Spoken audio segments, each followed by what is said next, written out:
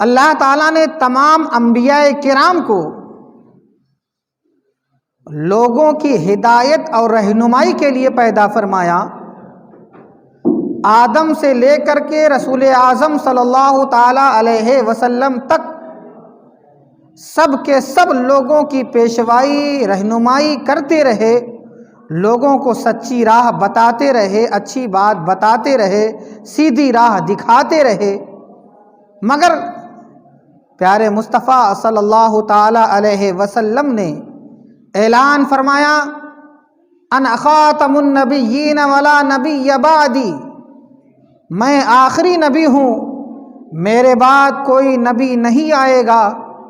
اب جب پیارے مصطفیٰ صلی اللہ علیہ وسلم کے بعد کوئی نبی نہیں آئے گا، کوئی رسول نہیں آئے گا، کوئی پیغمبر نہیں آئے گا، تو سوال یہ پیدا ہوتا ہے کہ اللہ نے انبیاء کرام کو بھیجا تھا لوگوں کی رہنمائی اور پیشوائی کے لیے، تو جب انبیاء کرام کا سلسلہ رک گیا، انبیاء کرام کی آمد ختم ہو گئی، انبیاء کرام اب دنیا میں تشریف نہیں لائیں گے، تو اب لوگوں کی رہنمائی کون کرے گا؟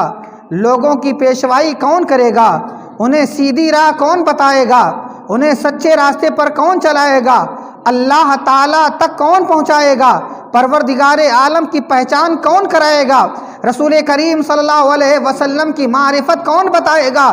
عزیزان محترم، اللہ کے رسول صلی اللہ تعالی علیہ وسلم نے ہونے والے اس مسئلے کا بھی حل فرما دیا، ہونے والے اس اعتراض کا بھی حل فرما دیا، اور میرے نبی نے فرمایا انما العلماء ورثۃ الانبیاء، اے لوگو سنو، اب کوئی نبی تو نہیں آئے گا، اب کوئی رسول تو نہیں آئے گا، اب کوئی پیغمبر تو نہیں آئے گا، مگر ان انبیاء کرام کے وارثین آتے رہیں گے، ان کے خلفاء آتے رہیں گے، ان کے نائبین آتے رہیں گے۔ اور وہ خلفاء کون ہیں؟ وہ نائبین کون ہیں؟ رسول کریم صلی اللہ تعالی علیہ وسلم اور انبیاء کرام کے نائبین کون ہیں؟ انہی نائبین میں سے ایک کا نام سرکار غریب نواز رضی اللہ تعالی عنہ ہے۔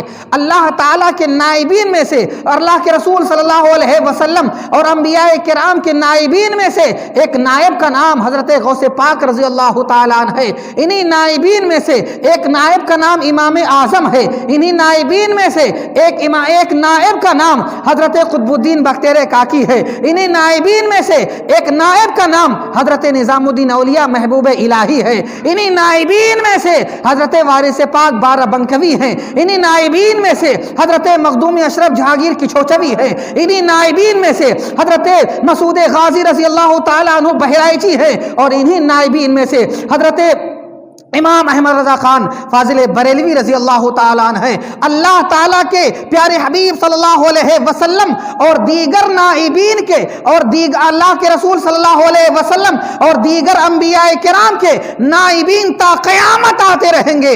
اب لوگ بھٹک جائیں گے، لوگ راہ سے ہٹ جائیں گے، اللہ کے دربار کو چھوڑ کر کسی اور دربار میں نظر آئیں گے، تو یہ اللہ کے رسول صلی اللہ علیہ وسلم اور انبیاء کرام کے جو نائبین ہیں، یہ سیدھی راہ بتائیں گے، یہ سچی راہ بتائیں گے، یہ اچھی بات بتائیں گے، یہ سیدھی راستے پر لوگوں کو دکھائیں گے۔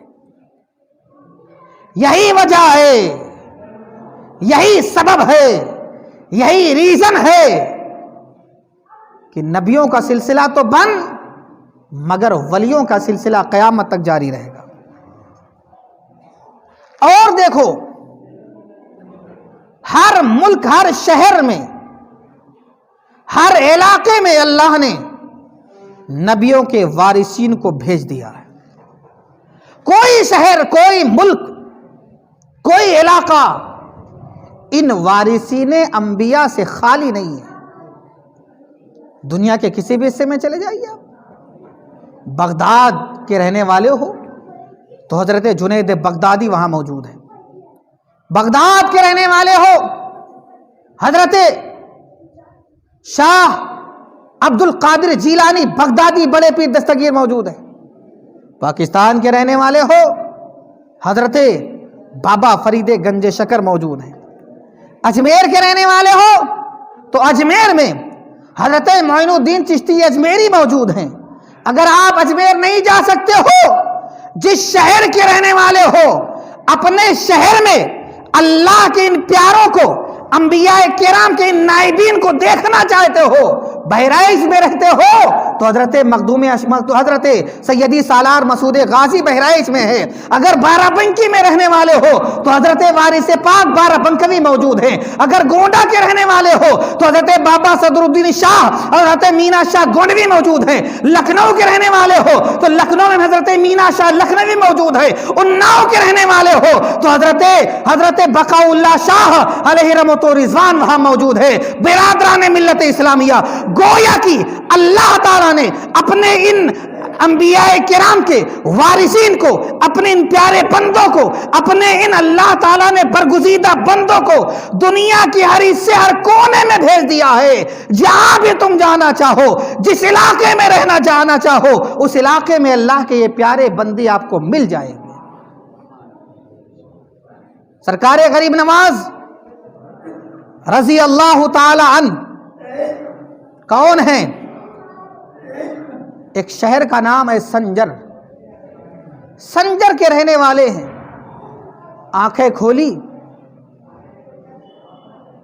تو ماں کی تربیت میں رہے، کچھ بولنے لگے، چلنے پھرنے لگے، ماں نے آپ کی بہتر تربیت فرمائی، مگر اب بچہ تھوڑا بڑا ہو گیا ہے، تعلیم کی ضرورت ہے، تربیت کی ضرورت ہے، ایک اچھے عالم کی ضرورت ہے، ایک اچھے استاذ کی ضرورت ہے۔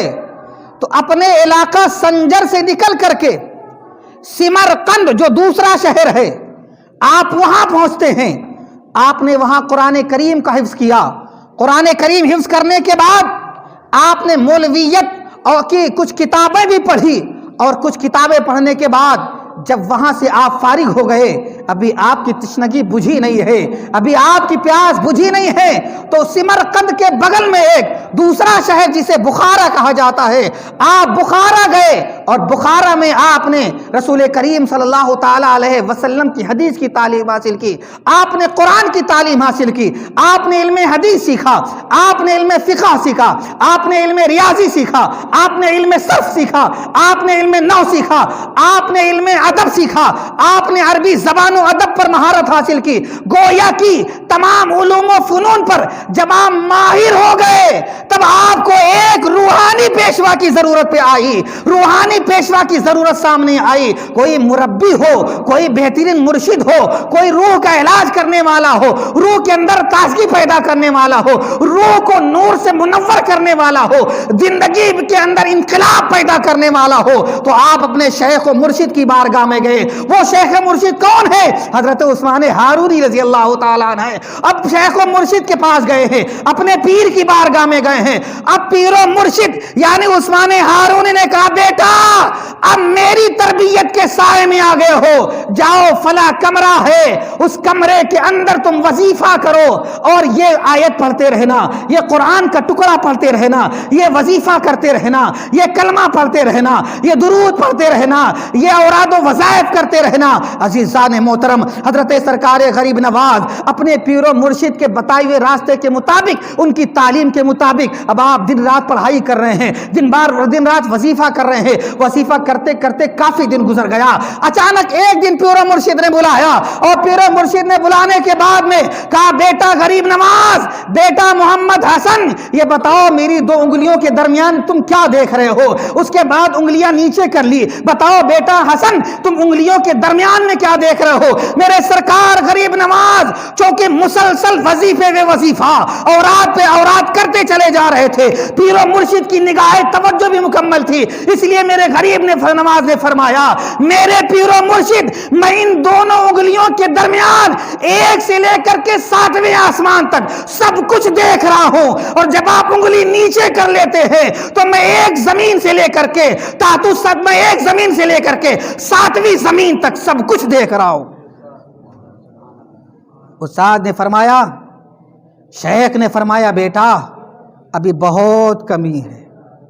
عزیزان محترم غور کرو، آپ گھر کے اندر بیٹھے ہوں، میں یہاں سے بتا دوں کہ آپ کیا کر رہے تھے اور کیا نہیں کر رہے تھے، آپ کس سے باتیں کر رہے تھے اور کیا کر رہے تھے، تو آپ سوچو گے کہ یہ تو بہت پہنچے ہوئے آدمی ہیں، گھر کے اندر کی بات بتا دیتے ہیں، یہ دل کی باتوں کی کیفیت کا اندازہ لگا لیتے ہیں، مگر سرکار غریب نواز کی نواز ہیں، اپنے پیر کی بارگاہ میں ارشاد فرض کر رہے ہیں، پیرو مرشد میں 1 سے لے کر کے 7ویں آسمان تک سب کچھ دیکھ رہا ہوں، میں زمین کے نیچے جب دیکھتا ہوں تو ایک زمین سے لے کر کے 7 زمینوں کو دیکھ لیتا ہوں، مگر پیرو مرشد کیا کہہ رہے ہیں؟ پیرو مرشد کہہ رہے ہیں بیٹا ابھی بہت کمی ہے، ابھی بہت کچھ باقی ہے، ابھی بہت کچھ باقی ہے، جاؤ اور وظیفہ کرو۔ اب سرکار غریب نواز پھر وظیفے پہ وظیفہ کرتے چلے جا رہے ہیں، پھر تلاوت پہ تلاوت کرتے چلے جا رہے ہیں، پھر اوراد پہ اوراد پڑھتے چلے جا رہے ہیں، پھر کلمہ طیبہ جو کچھ بھی پیرو مرشد نے بتایا ہے وہ کچھ کچھ چلتے چلے جا رہے ہیں، پڑھتے چلے جا رہے ہیں۔ کافی دن گزر گیا، پیرو مرشد نے پھر بلایا، کہا بیٹا اب انگلیوں کے درمیان کہاں تک دیکھ رہے ہو؟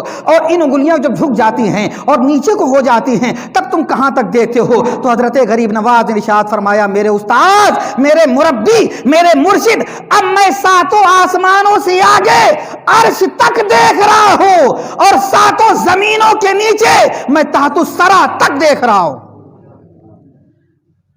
بہت اونچا مرتبہ ہوا، بہت اونچا مقام ہوا، مگر ابھی بھی مرشد فرماتے بیٹا ابھی بھی باقی ہے، کچھ ابھی بھی کمی ہے، میں جہاں تک پہنچانا چاہتا ہوں ابھی تک وہاں تک نہیں پہنچے ہو، وہاں تک ابھی نہیں پہنچے ہو۔ لہٰذا پھر اوراد و وظائف کا سلسلہ جاری ہو گیا۔ کچھ دنوں کے بعد پیر و مرشد نے پھر بلایا، کہا بیٹا اب بتاؤ کہاں تک دیکھ رہے ہو؟ تو غریب نواز نے عرض کیا، میرے استاذ، میرے مربی، میرے پیر، میرے مرشد، اب میں عرش سے آگے دیکھ رہا ہوں، میں عرش سے آگے دیکھ رہا ہوں۔ پیر و مرشد نے کہا بیٹا اب تمہاری تعلیم مکمل ہوئی، اب تمہاری پڑھائی مکمل ہوئی۔ آج دنیا کے اندر ایسے بھی لوگ ہیں جو بغیر پڑھے بہت ساری چیزوں کا دعویٰ کرتے ہیں، بغیر پڑھے خبریں بتانے لگتے ہیں، بغیر پڑھے اندر کی باتیں بتانے لگتے ہیں، لوگ دھوکہ کھا جاتے ہیں۔ یہ تو بہت پہنچی ہوئی ہستی ہے، چہرے پر داڑھی نہیں ہے، ایسے لوگوں کے پیچھے لوگ لائن لگائے کھڑے ہیں، ایک وقت کی نماز نہیں پڑھتا ہے، ایسے کے پیچھے لوگ لائن لگائے کھڑے ہوئے ہیں، دن بھر جھوٹ مکاری عیب گناہ کا کام، ایسے لوگوں کے پیچھے لوگ لائن لگائے ہوئے کھڑے ہیں۔ سنو، جو شریعت پر عمل نہ کرے وہ اللہ کا پیارا بندہ ہو ہی نہیں سکتا ہے، وہ اللہ کا ولی ہو ہی نہیں سکتا ہے۔ ولایت کے لیے سب سے پہلا زینہ شریعت کی پابندی ہے، اسلام کی پابندی ہے، باقی روحانیت تو بعد میں ہے۔ کیا سرکار غریب نواز سے کوئی بڑا ولی ہے؟ مگر پہلے انہوں نے پڑھائی کی، پڑھائی کرنے کے بعد تب پیر و مرشد کی بارگاہ میں گئے، وہاں روحانی تعلیم ہوئی۔ اب دونوں تعلیم حاصل کرنے کے بعد استاذ یعنی مرشد کہتے ہیں، حضرمان ہارونی کہتے بیٹا اب تم پڑھ لکھ گئے ہو، لہٰذا تمہیں اب میدان میں اتارنا، کچھ کام کرنا ہے دین کا، بتائیے کیا کرنا ہے، ہمیں کہاں جانا ہے، کیا کرنا ہے؟ بیٹا میں نہیں بتاؤں گا، تمہیں مکمل طور سے تیار کر دیا ہے، اب تم یہاں سے جاؤ مدینہ منورہ، سرکار کی بارگاہ میں حاضری دینا، تیار تو میں نے کیا ہے مگر ڈیوٹی مصطفیٰ لگائیں گے، رسول اللہ لگائیں گے۔ سرکار غریب نواز چلتے ہیں بخارا سے مدینہ طیبہ پہنچے، اب رسول کریم صلی اللہ علیہ وسلم کی بارگاہ میں حاضری ہو رہی ہے، مسلسل کئی دن گزرا، اچانک ایک دن رسول اعظم صلی اللہ تعالی علیہ وسلم کے قبر انور سے آواز آئی، معین حسن، معین الدین قطب المشائخ، معین الدین قطب المشائخ، ہندوستان کا ایک علاقہ، راجستھان کی سرزمین، اجمیر کا ایک شہر ہے، وہاں تمہیں جا کر کے دین کو پھیلانا ہے، اسلام کو پھیلانا ہے۔ سرکار غریب نواز ابھی تک محمد حسن تھے، معین الدین میرے مصطفیٰ نے بنایا ہے، قطب البشائر کا لقب میرے مصطفیٰ نے عطا فرمایا ہے۔ عزیزان محترم، اب جب وہ مصطفیٰ کی لگائی ہوئی ڈیوٹی پر جب لگتے ہیں، کام کرنے لگتے ہیں نا، تو اتنا پاور ہے کہ ایک وقت تھا کہ میرے نبی نے صحابہ کرام نے عرض کیا، یا رسول اللہ پانی ختم ہو گیا ہے، پانی نہیں ہے، یہاں پانی ختم ہو گیا ہے، پوری فوج کے اندر پانی نہیں ہے۔ مصطفیٰ نے کہا تھوڑا بہت پانی ہو تو لے کر کے آ جاؤ۔ اب برادران ملت اسلامیہ، صحابہ نے پورے فوج میں پانی اکٹھا کیا تو ایک کٹورا پانی آیا۔ اب ایک کٹورے میں مصطفیٰ نے انگلیاں ڈال دی تو انگلیوں سے پانی کا فوارہ جاری ہو گیا، چشمہ جاری ہو گیا، ایسا جاری ہوا کہ پوری فوج نے پانی بھی پیا ہے، پوری فوج نے اپنے جانوروں کو پلایا ہے، پوری فوج نے وضو بھی کیا ہے، جس کو غسل کی ضرورت تھی غسل بھی کیا ہے۔ اس کے بعد اپنی ضرورت کے مطابق پوری فوج نے وہ پانی اپنے اپنے برتنوں میں بھر بھی لیا ہے۔ ایک کٹورا پانی تالاب بن گیا، مگر جب ان کا نائب، ان کا خلیفہ، ان کا بیٹا اجمیر کی سرزمین پر رسول کریم صلی اللہ علیہ وسلم کا فیضان لے کر کے آتا ہے، مصطفیٰ کی طاقت لے کر کے آتا ہے، مصطفیٰ کی دعائیں لے کر کے آتا ہے، تو یہاں سمندر کو کٹورے میں بھر لیتا ہے، سمندر کو، تالاب کو ایک کٹورے میں اکٹھا کر لیتا ہے۔ عزیزان محترم، یہ ہے اللہ کے رسول صلی اللہ علیہ وسلم اور ان کے نائبین کی طاقت و قوت اور پاور۔ مگر یاد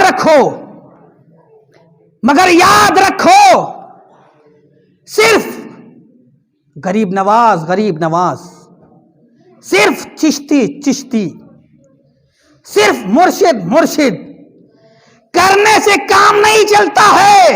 جب تک مرشد نے جو کر کے دکھایا ہے اس پر آپ بھی عمل پیرا نہ ہو جائیں، اس پر آپ بھی عمل پیرا نہ ہو جائیں، تب تک کام نہیں چلتا۔ توجہ، دنیا مصطفیٰ کی تو مانتی ہے مگر مصطفیٰ کو نہیں مانتی، غریب نواز ولیوں کی تو مانتی ہے مگر غریب نواز اور ولیوں کو نہیں مانتی۔ اگر آپ نمازیں پڑھو تو خوش، اگر آپ روزے رکھو تو خوش، اگر آپ ان کے بتائے راستے کے مطابق، سنت کے مطابق کھانا کھاؤ، سنت کے مطابق پانی پیو تو خوش، مگر مصطفیٰ نے جو بتایا ہے اس پر چلو تو خوش۔ اگر مصطفیٰ کی بڑائی کرنے لگو، مصطفیٰ کی شان بیان کرنے لگو، مصطفیٰ سے محبت کرنے لگو، مصطفیٰ کی بارگاہ میں درود و سلام کے نذرانے پیش کرنے لگو تو ناخوش ہو جاتے ہیں، عیب نکالنے لگتے ہیں۔ مگر ہم اہل سنت والجماعت وہ جماعت ہے، وہ جنتی فرقہ ہے، وہ جنتی مشرب ہے، وہ جنتی مسلک ہے کہ ہم مصطفیٰ کو بھی مانتے ہیں، مصطفیٰ کی بھی مانتے ہیں۔ ہم وہ نہیں ہے باپ، مثال کے طور پر باپ نے کہا کہ یہاں نہ بیٹھو، ہمارے اوپر لازم ہے کہ یہاں نہ بیٹھیں۔ باپ نے کہا فلاں جگہ نہ جانا، ہمارے اوپر لازم ہے کہ ہم فلاں جگہ نہ جائیں، مگر باپ کی تو مانے، ابھی کو باقی ہے، باپ کی تو مان گئے، ابھی کو باقی ہے، یعنی باپ اگر بیمار ہو تو بغیر کہے اس کا علاج کرے، بغیر کہے اس کا سر دبائے، بغیر کہے اس کی خدمت کرے، اگر باپ ناراض ہو جائے تو بغیر کہے اس سے معافی مانگے۔ کی ماننا کو ماننے میں فرق ہوتا ہے، دونوں میں سمجھ لیجئے۔ لہذا ہم مصطفیٰ کی بھی مانیں گے اور مصطفیٰ کو بھی مانیں گے، مصطفیٰ سے محبت بھی کریں گے اور انشاءاللہ ان کے بتائے ہوئے راستے پر چلیں گے بھی، تبھی مصطفیٰ بھی خوش ہوں گے، تبھی میرا رب ہم سے خوش ہوگا۔